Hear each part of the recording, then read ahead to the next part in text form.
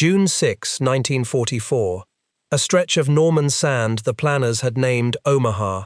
The tide is coming in fast, and the water at the edge of the beach is turning a color no one who saw it that morning ever forgot.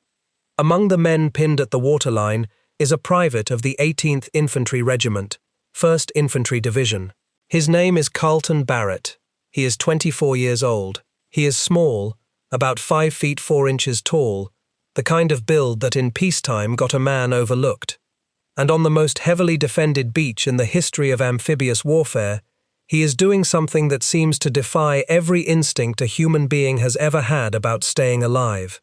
He is walking, not once, not in a single desperate rush, but again and again, up and down the length of a beach swept, end to end by machine gun and mortar fire, carrying paper, carrying messages.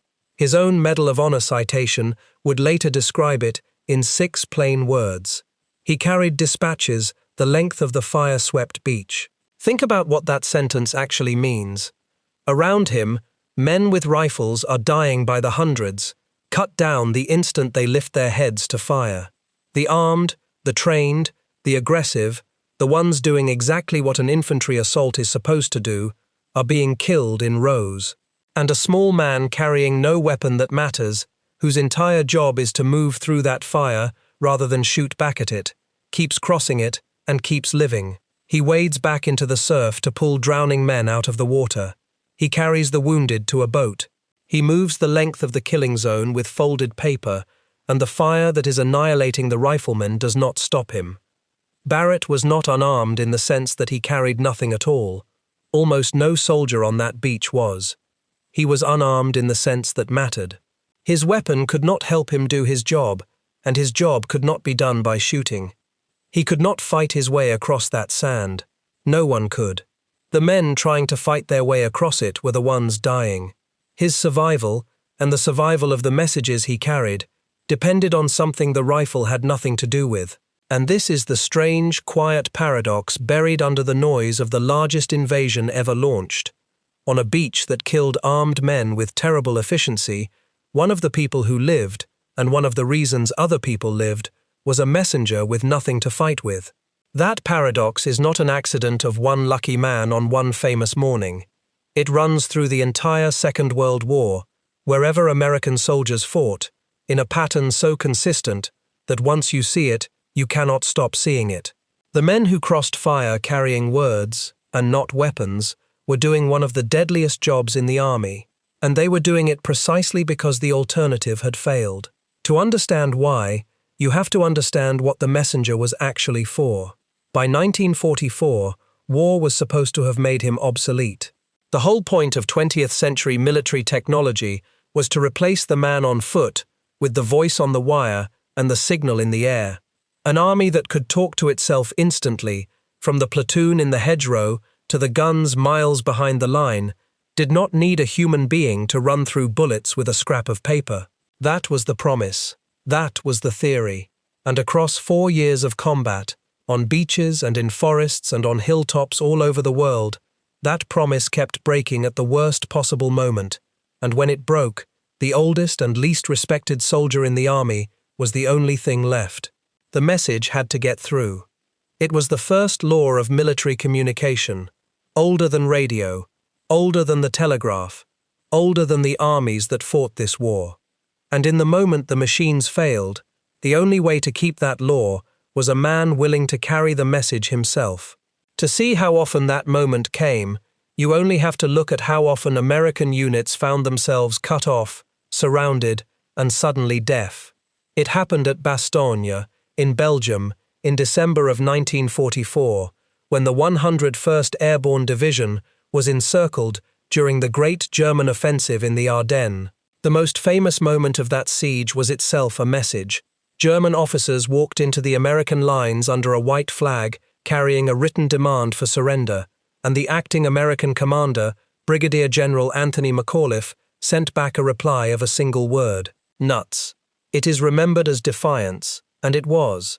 But strip away the legend, and you are left with the plain fact that even at the center of the most celebrated encirclement of the war, the decisive act was a message carried by hand between two armies. That division held Bastogne, but it paid a brutal price. In the span of the fighting from mid-December into early January, the 101st counted more than 340 men killed, over 1,600 wounded, and more than 500 missing. It happened in the Hurtgen forest on the German border, in the autumn of 1944, in what became the longest single battle the United States Army has ever fought. There the enemy was partly the Germans, and partly the forest itself.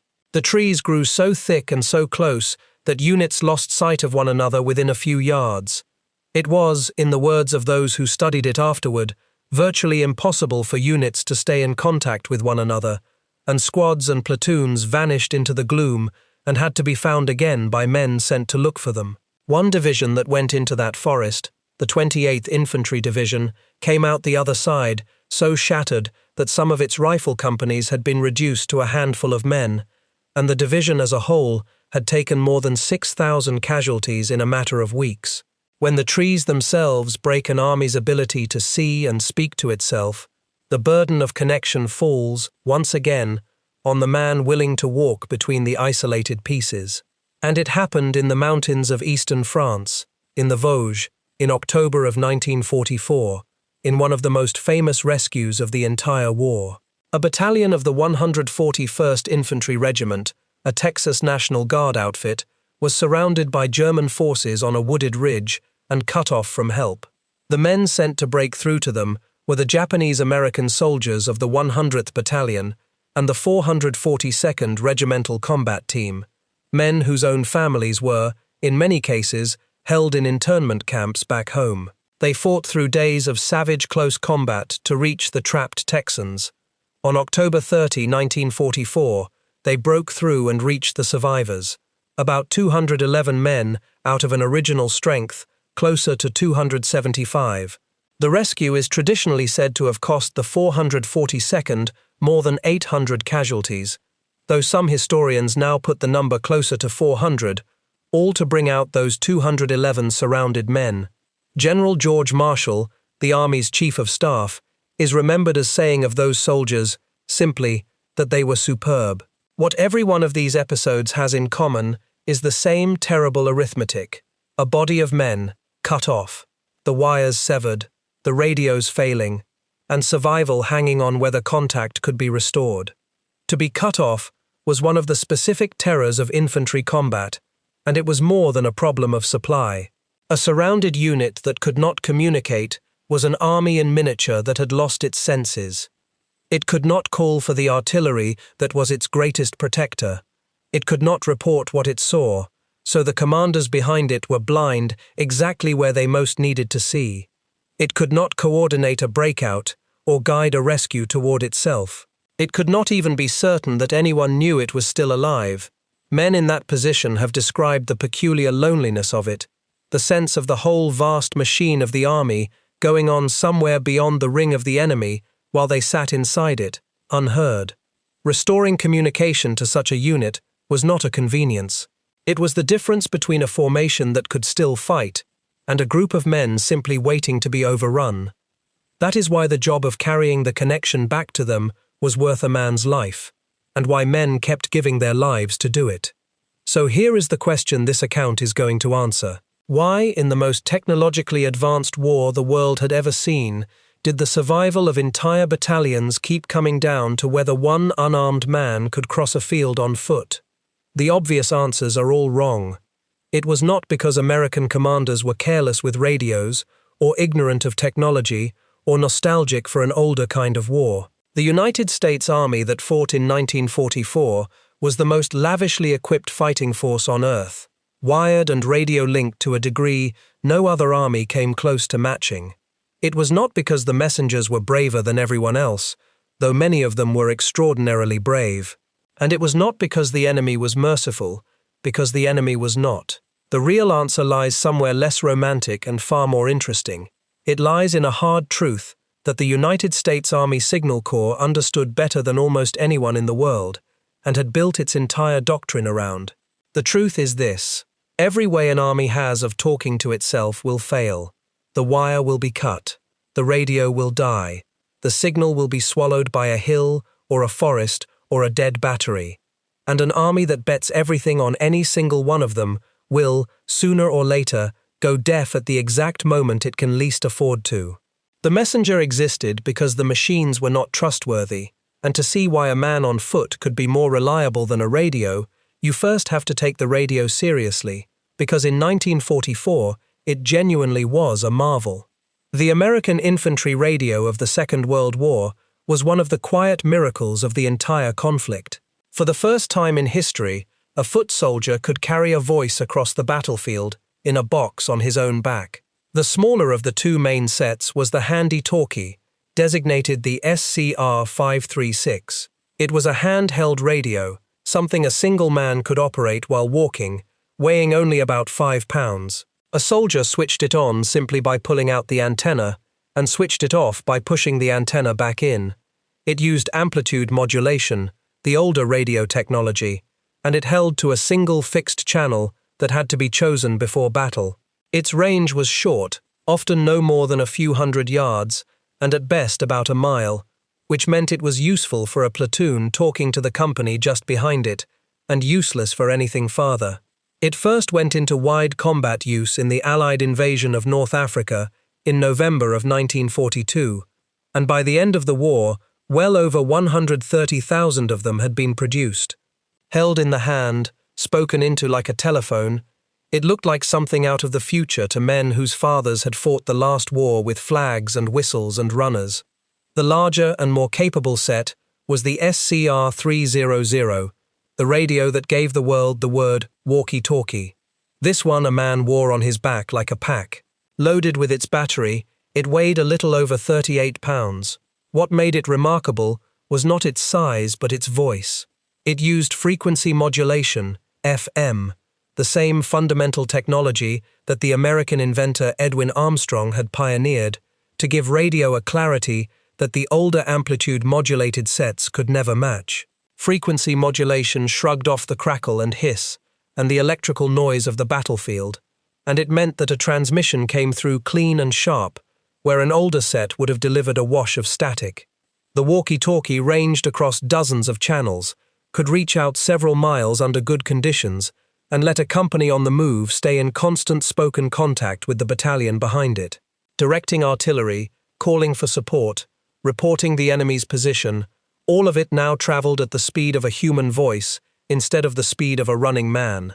If accounts like this one matter to you, the human stories buried underneath the machinery of history, consider subscribing and leaving a like.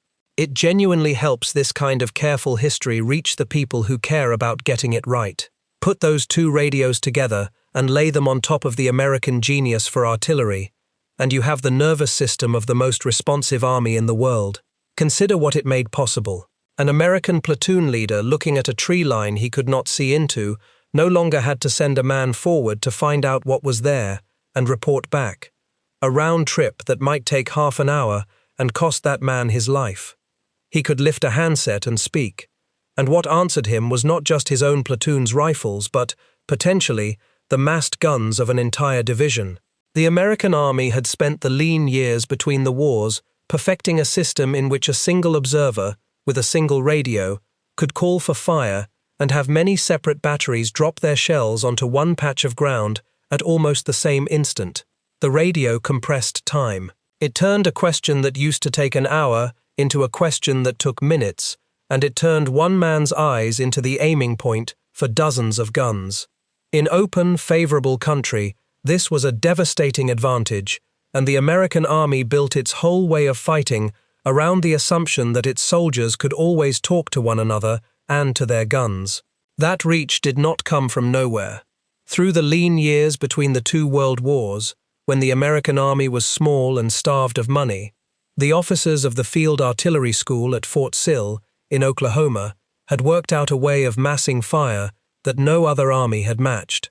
They built what they called a fire direction center, a single coordinating point that could take one observer's request and compute firing solutions for every gun within range at once. It meant that a lieutenant with a radio, looking at a single target, could bring down not just the 4 guns of his own battery, but the massed shells of an entire battalion, arriving together in a single crushing blow.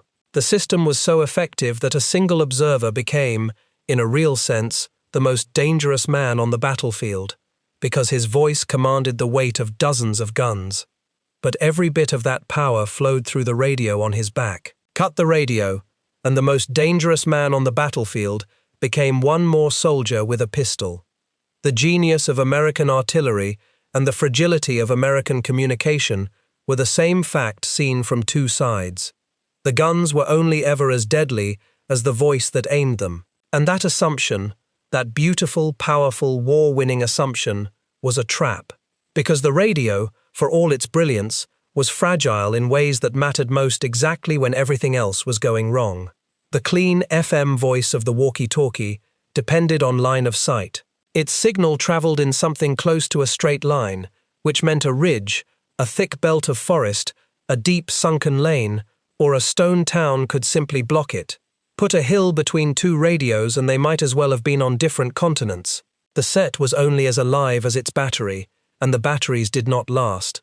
A walkie-talkie's power supply might give roughly 40 hours of life, less in the cold, less when the set was worked hard, and in a surrounded unit that could not be resupplied, every hour of transmission was an hour closer to silence. And the smaller handy talkie, for all its convenience, could reach barely a mile at the very best, and far less among trees or stone walls. Beyond that, it was a 5-pound paperweight. The radio was a voice that could be blocked by terrain, drained by time, and shattered by a single fragment of steel. The United States Army Signal Corps knew all of this.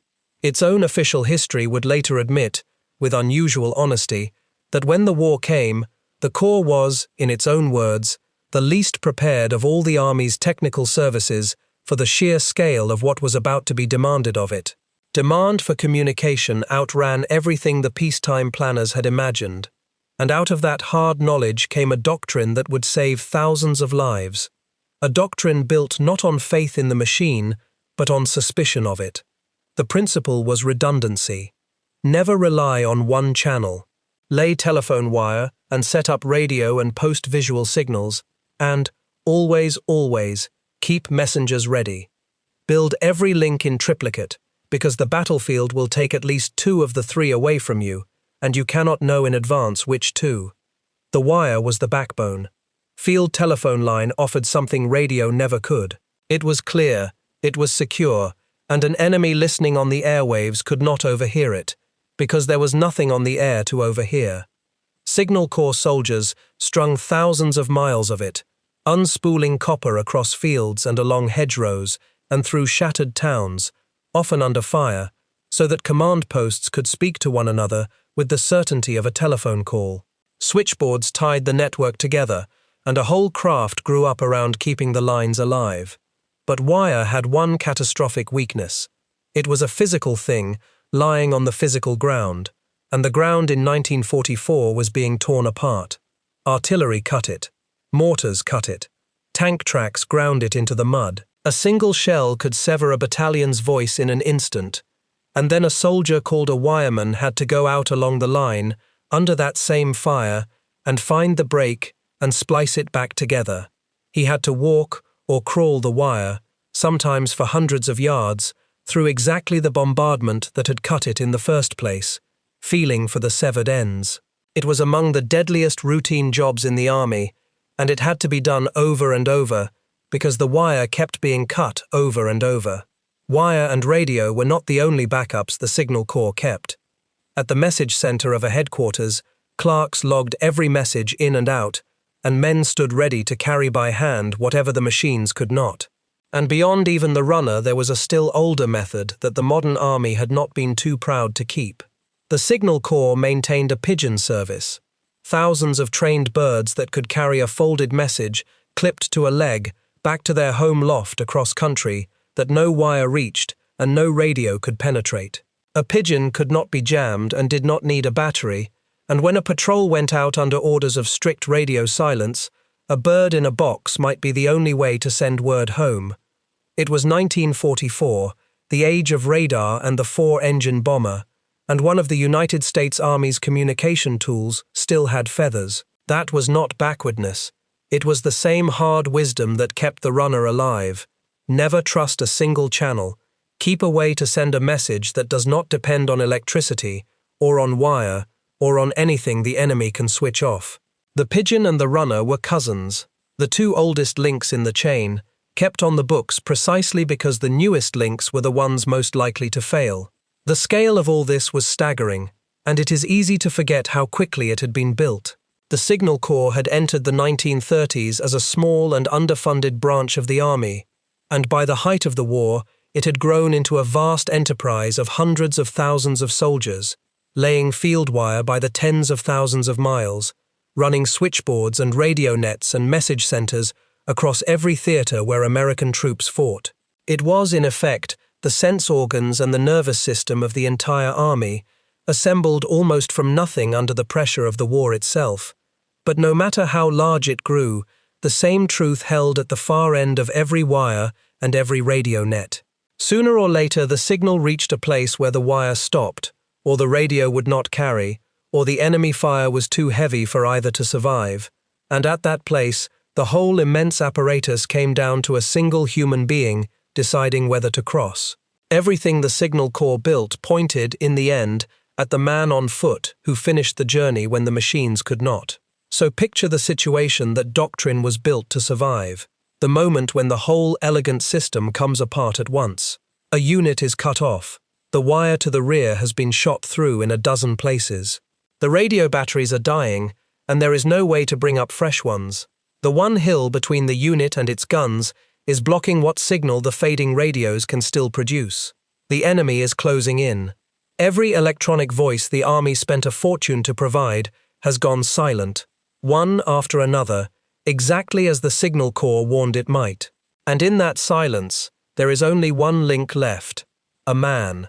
A man who can be handed a message, or told to memorize one, and sent out on his own 2 feet to carry the truth across ground that is killing everyone who moves. This was not a rare nightmare. This happened, in one form or another, on nearly every serious battlefield the American army fought on, and there is one hilltop in Normandy where it happened so completely and with such enormous consequences that it stands as the clearest proof of the whole argument. The place was Hill 314, above the town of Mortagne, in the French region of Normandy. The date was August of 1944, only 2 months after Omaha. The American breakout from the beachhead was finally rolling, the German front in the west was coming apart, and Adolf Hitler, against the urgent advice of his own field commanders, ordered a massive armored counterattack to stop it. The plan was to smash westward with panzer divisions, retake the town of Mortagne, drive onto the coast at Avranches, and cut the advancing American army in two. The Germans gave the operation a code name. Everything depended on speed and surprise. And standing squarely in its path, on the high, bare hill that dominated the whole surrounding country, were roughly 700 men of the 2nd Battalion of the 120th Infantry Regiment, 30th Infantry Division, a division nicknamed Old Hickory. When the German attack crashed forward in the dark, it flowed around them and past them, and by morning they were surrounded, cut off. Alone on a hilltop, with panzer columns pouring through the valley below and on every side. What made that hill the single most important piece of ground in Normandy that week was its view. The crest rose more than 600 feet above the valley floor, and from it an observer could see for miles across the exact country the German tanks had to cross. And on the hill, trapped with the infantry, were 2 young forward observers of the 230th Field Artillery Battalion, a first lieutenant named Charles Bartz, and a second lieutenant named Robert Weiss, who was just 21 years old. Weiss carried a radio set, an FM set called the SCR-610, roughly 35 pounds of equipment, with a range of about 5 miles, and through that radio, from the top of a surrounded hill, those 2 young men proceeded to conduct one of the most devastating artillery performances of the entire war. They could see the German armor moving in the valley. They called down fire on it. Battery after battery of American guns, miles to the rear, dropped their shells onto targets those 2 lieutenants picked out from the crest, converging fire from many guns onto one column at a time. The southern arm of Hitler's great counterattack was broken apart under a bombardment it could neither escape nor trace to its source, because the source was 2 men and a radio on a hill the Germans had failed to take. But here is the part of the story that matters most for our purpose. The radio that made all of that possible was dying. On a surrounded hill, there was no resupply. The batteries that fed the guns their targets were draining, hour by hour, and there was no way to bring more up the slope through the German ring. The telephone wire down the hill had been cut by shellfire. As the batteries weakened, the 2 lieutenants faced the exact silence the Signal Corps had spent a decade dreading. Their electronic voice, the voice killing German tanks by the dozen, was fading toward nothing, and the men on that hill fell back on the last redundancy. Runners. Company commanders used men on foot to move information across the perimeter, to carry word of where the enemy was massing next, so that the little radio life that remained could be spent on the targets that mattered most, rather than wasted on routine. When the guns tried to resupply the hill by parachute, most of the drops drifted wide and fell into German hands. So the American gunners did something almost unbelievable. They took hollow smoke shells, the kind normally used to scatter propaganda leaflets over enemy lines, packed them instead with medical supplies, and fired those canisters gently onto the hilltop from miles away, a lifeline delivered by artillery. The men on the hill needed bandages and blood plasma. They also, just as desperately, needed batteries for their radios. For 6 days, from August 6th to August 12th, they held. The German drive stalled, and then collapsed under the fire the hill kept calling down, and the great counterattack, meant to reach the sea, died in the fields below. The German commanders understood exactly what had happened to them. Field Marshal Gunther von Kluge, tracing the failed advance on a map, is said to have put his finger on the town at the end of the road and remarked that this was where he would lose his reputation as a soldier. Hitler, unwilling to blame his own orders, declared that the attack had failed only because von Kluge had wanted it to fail. On the Allied side, Field Marshal Bernard Montgomery had grasped the opportunity as it unfolded, writing that if only the Germans would keep attacking at Mortain for a few more days, they might never be able to get away at all. They were held there, and they did not get away cleanly, in large part because 700 men and 2 artillery observers refused to be driven off a hill. When relief finally broke through to Hill 314, the cost was staggering. Of the roughly 700 men who had been surrounded, only about 376 were able to walk off the hill when relief came. The battalion had lost some 277 men killed, wounded, captured, or missing. 2 out of every 5 Americans on that hill had become a casualty. The National World War II Museum describes the loss as over half of the men on the hilltop killed or wounded. Both young observers, Bartz and Weiss, received the Silver Star. 4 of the company commanders who held the perimeter, and the senior surviving officer of the battalion, received the Distinguished Service Cross. The battalion itself received the Presidential Unit Citation, and the decisive counterstroke of Hitler's summer had been broken by artillery directed from a hill that stayed connected to its guns by a fraying thread of radio and, when the radio began to fail, by men on foot. The 6 days on the hill were their own kind of ordeal, quite apart from the shelling. The men ran desperately short of water and of food. The wounded piled up with no way to evacuate them and little to treat them, which is why the plasma fired up in hollow shells mattered so much. And still the observers called their fire, and still the runners crossed the perimeter with word of the next German move. When it was over, the effect reached far beyond the hill. The counterattack that died at Mortain had been meant to split the American army in 2. Instead, its failure helped pull much of the German force in western France into a trap, the great pocket that closed around the town of Falaise in the days that followed, where an entire German army was shattered. A hilltop held by a deaf and dying battalion, kept barely connected to its guns, had helped decide the whole campaign for Normandy. Mortain is the whole argument in miniature, the most advanced communication technology in the world, performing brilliantly, and then draining towards silence exactly when the stakes were highest, and being kept alive at the edges by the oldest method in the army. Which brings us to the pivot this entire account turns on. The messenger did not survive as an afterthought, a quaint holdover the modern army had not yet gotten around to eliminating.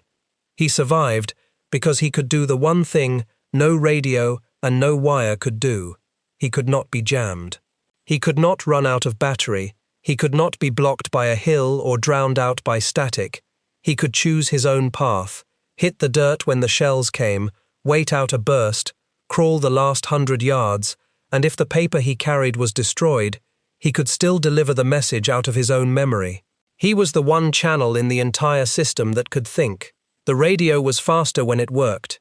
The man was more reliable when everything else had stopped working. And in war, reliability at the worst possible moment is worth more than speed on a good day. It is worth pausing on why a lone man on foot could live where a whole squad could not, because it was not simply a matter of courage or luck. A machine gun does not fire at a single point. It fires across a zone, a long, thin footprint of ground that its stream of bullets sweeps and rakes. To catch a target in that zone, the gunner needs it to be there long enough and large enough to be worth the burst. A squad of riflemen rushing a position is exactly that kind of target. The men bunch, they slow, they go to ground together, they present a mass that a gunner can traverse across and strike again and again. A single runner is the opposite kind of problem. He is one man, moving fast, choosing his own moment, dropping flat when the fire comes and rising when it lifts, gone from one patch of cover to the next before the gunner can settle on him. He does not have to defeat the machine gun. He only has to not be worth a burst in the instant he crosses. That is a chance a squad in the open assault never gets, and it is the whole reason the messenger could sometimes pass through fire that pinned everyone else to the earth. His unarmed, solitary swiftness was not a weakness. On that ground, it was the only thing that worked. This is the thing the popular memory of the war gets almost exactly backward. We remember the Second World War as the triumph of the machine, the tank and the bomber, and the radio, and finally the bomb, and it was all of those things. But underneath the machines, holding them together at the seams, was the least glamorous soldier in the entire order of battle. The runner, the messenger, a job so old it predates gunpowder, a job that armies had been trying to abolish since the first field telephone was strung, and that stubbornly refused to die because the battlefield kept proving it necessary. The runner was not a new invention that the Second World War had dreamed up. He was the oldest communications soldier there was, and the generation that fought in 1944 had learned about him from their fathers, who had used runners constantly in the trenches of the First World War a quarter century before. In that earlier war, when artillery routinely blew apart the fragile telephone lines strung between the trenches and radio was still in its infancy, the runner was often the only way an order or a report could move at all, and the men who did it then knew exactly what kind of job it was. A veteran of that war, writing about it afterward, called the runner's job the hardest and most dangerous in the infantry, and said that for the man who did it, it was merely a question of how long he would last before he was wounded or killed. That was the reputation the job carried into the Second World War. Everyone understood what being a runner meant. The role was so universal that it reached into the strangest corners of the war. The man who ordered the doomed counterattack at Mortain, Adolf Hitler himself, had served in the First World War as a regimental message runner, one of the men who carried dispatches between headquarters and the forward trenches under fire. He had done, in his own youth, the same kind of job that Carlton Barrett would do on Omaha and that Herman Bender would die doing at Buna. Every army in both wars relied on runners, gave them a name, and spent them heavily, because every army eventually learned the same lesson about the limits of its machines. The messenger was not an American peculiarity. He was one of the few things common to every force on every side. What differed was how deliberately a given army planned for the day it would need him, and how tightly it wove him into everything else it did. The method had a brutal logic of its own. A runner was, by design, lightly equipped, carrying little more than a sidearm, a canteen, and a light pack, because his whole value was speed, and he could not afford the weight of a rifleman's load. He traded firepower for mobility, on purpose, because his task was to get somewhere, not to win a fight. An officer who sent a runner could not know the message had arrived until the runner came back, which is why important messages were often sent by 2 or 3 men along different routes, in the hope that at least one would get through.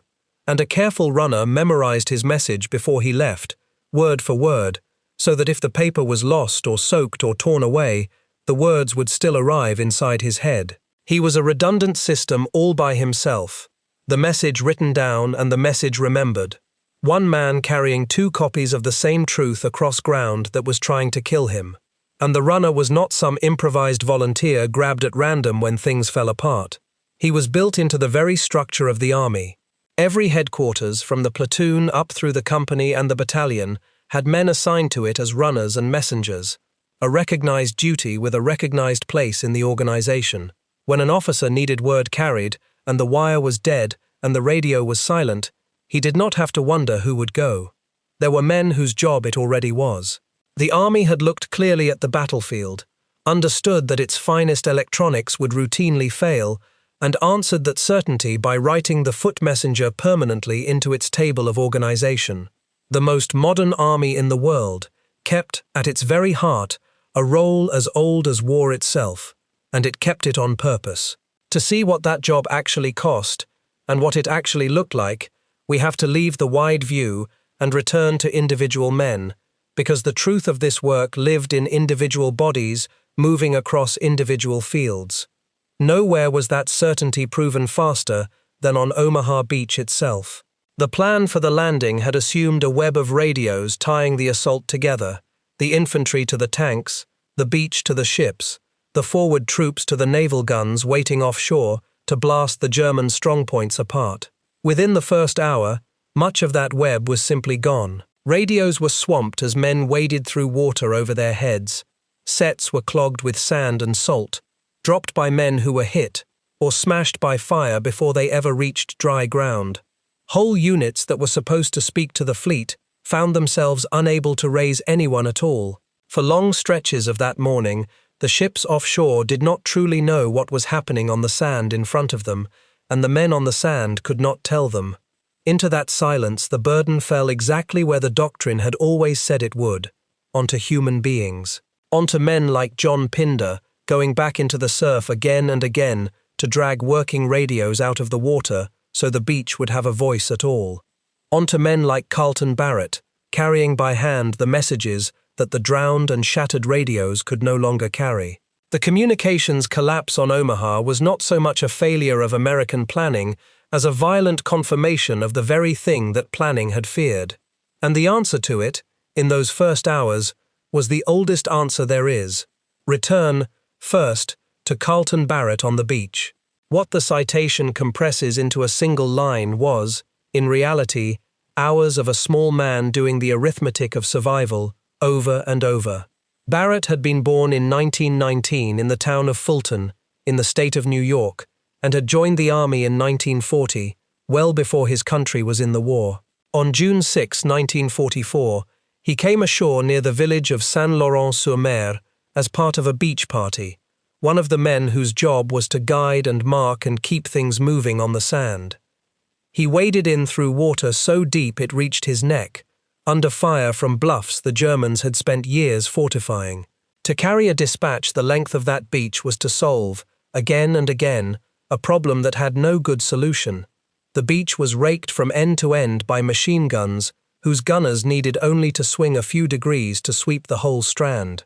And Barrett moved through it anyway, not because he was armored or magically lucky, but because his task was pure movement, and a single man moving fast and low and alone presented a different kind of problem to a gunner than a clustered squad of riflemen trying to assault a strongpoint. He also, the citation records, returned to the surf again and again to drag floundering men out of water deep enough to drown them, carried the wounded to an evacuation craft, and, in words the army chose with care, arose as a leader in the stress of the occasion. He was not the highest-ranking man on that beach, or the most heavily armed, or the largest. He was a private who kept the messages moving when the men who were supposed to be fighting could not lift their heads, and he lived. Barrett survived the war. He stayed in the army for years, retired as a staff sergeant in 1963, and died in 1986 in California. His Medal of Honor rests today in a museum in Illinois. He is the rare case in this account, the messenger who crossed the fire and walked away from it. Most were not so fortunate. On the same beach, the same morning, in the neighboring 16th Infantry Regiment of the same 1st Division, another communications soldier was living out the darker and more common version of this story. His name was John Pinder. He was a technician 5th grade, a former minor league baseball pitcher from Pennsylvania, and June 6, 1944 was his 32nd birthday. Pinder was not a runner in the strict sense. He carried a radio, one of the vital sets that would let the men on the beach talk to the ships and the guns offshore. He struggled toward the sand through water up to his waist, holding that radio, and before he even reached dry land, the enemy fire found him and wounded him badly. He kept going. He delivered the radio. And then, instead of taking the cover that any reasonable man would have taken, he turned around and went back into the fire-swept surf, not once but on 3 separate occasions, to salvage more communications equipment from the water, because a unit with no radios was a unit that was deaf, and a deaf unit on that beach would die. On those trips he recovered vital parts and another working radio. He was wounded a second time. He helped get the beach communications running, and on the 3rd trip into that water he was hit again, and this time it killed him. He received the Medal of Honor. He had understood, and paid for the understanding with his life, the single truth this whole account is built on, that the message getting through was worth a man. Barrett and Pinder show the two faces of the same job on the same terrible morning, the messenger who lived and the communications man who died, both of them proving that when the electronic links faltered on Omaha, human beings filled the gap with their own bodies. But the purest example of the unarmed man crossing fire, the clearest case of a soldier whose hands were literally too full of the tools of communication to hold a weapon at all, did not happen in Europe. It happened on the other side of the world, in a fetid jungle in the Southwest Pacific, a year and a half before D-Day, and almost no one has ever heard of it. If this account is holding your attention, a like helps it reach more people, and subscribing means the next deep dive into the forgotten corners of this war will actually find you. These are the stories that almost never make it into the standard histories, and they only travel when people help them travel. The place was Buna, on the northern coast of New Guinea, and the time was Christmas of 1942. The men were soldiers of the 127th Infantry Regiment, part of the 32nd Infantry Division, a formation that had begun life as National Guardsmen from Wisconsin and Michigan, and was now fighting one of the most miserable campaigns of the entire war. Buna was heat, mud, disease, and a Japanese defense dug into bunkers so cunningly concealed that American soldiers died without ever seeing the men who killed them.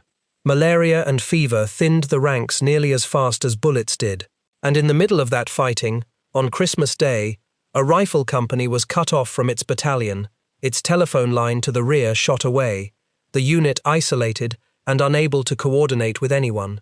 A private first class named William Balzer, from a small town in Wisconsin, volunteered to fix that. Not with a rifle, with a telephone wire.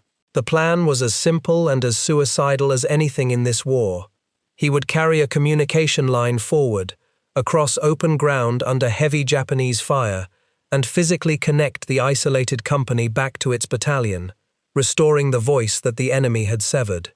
His weapon, for this task, was a spool of wire. He could not shoot and lay line at the same time. He was, in the only sense that counted, unarmed. Twice the fire drove him back, twice he started again, and on the 3rd attempt he went down onto his belly and crawled across that open field, dragging the wire behind him until he reached the cut-off company and handed them back their connection to the rest of the army. He lived. He received the Distinguished Service Cross. Balzer lived, but the men around him doing the same job that same week mostly did not, and their names deserve to be said out loud. A sergeant of the same regiment named William Fail died performing a comparable act of communication under fire and received the Distinguished Service Cross after his death.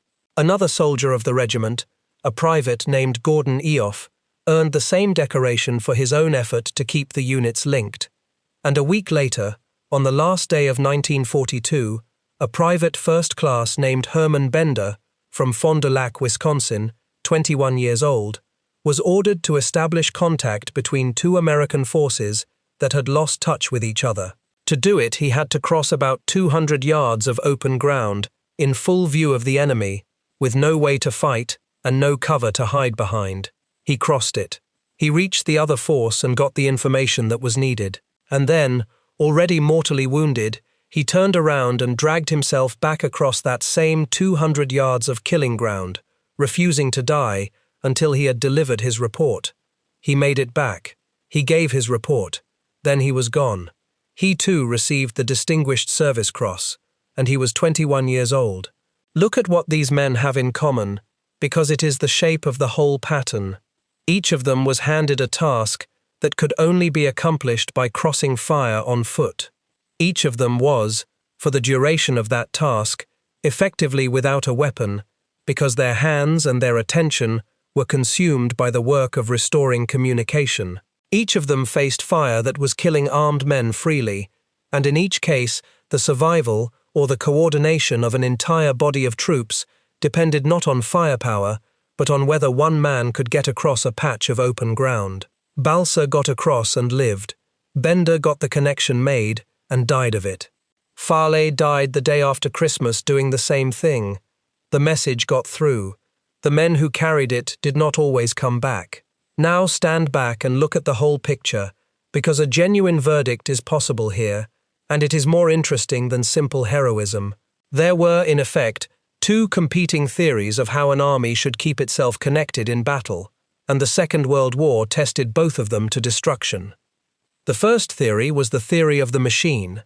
Build the finest radios and the most extensive wire networks in the world, put a voice in every soldier's reach, and let electrons carry the army's thoughts at the speed of light. This theory was correct, and it was magnificent, and on a good day, it made the American army the most responsive fighting force on the planet. The second theory was quieter and far older and far less glamorous. It said, simply, that every machine will fail, and that the only communication you can truly count on in the end is a human being who can be sent, on foot, to carry the truth by hand. This theory was also correct.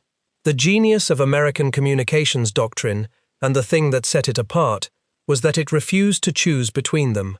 It did not bet everything on the radio, the way a purely modern mind would have wanted to. It kept the runner. It built the most advanced electronic communication system any army had ever fielded, and then, underneath it, it deliberately preserved the most primitive one, precisely because it understood that the advanced system would betray it at the worst possible moment. The radio was the answer to the question, how do we talk to each other quickly? The messenger was the answer to a different and deeper question, the one the machine could not answer. What do we do when the machine stops? Other armies leaned on their radios just as heavily, and no army escaped the fundamental fragility of the electronic link. The difference lay in how completely you prepared for its failure. And the American army, taught by a signal corps that had honestly measured its own unreadiness before the war, prepared for that failure by keeping alive the one link that could not be switched off from the outside. A man who had decided the message would get through. That is the forensic truth underneath all of these stories. Carlton Barrett did not survive Omaha because the radio failed him. He survived because the American army had decided, long before June of 1944, that on a beach where radios would drown and wires would be cut and whole units would go deaf in the surf, there had to be men whose entire purpose was to keep the words moving by hand.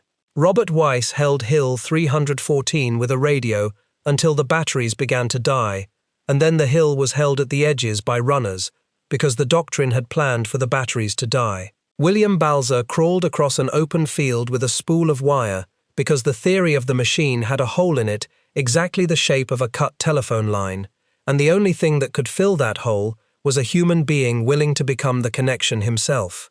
None of these men were failures of technology. They were the deliberate, designed answer to the certainty that technology fails. And so we come back to the small man on the beach, and to the strange thing that seemed, at the start, to defy every instinct about survival. The sight of Carlton Barrett, walking the length of Omaha, with paper in his hands, while armed men died around him, is not, in the end, a paradox at all.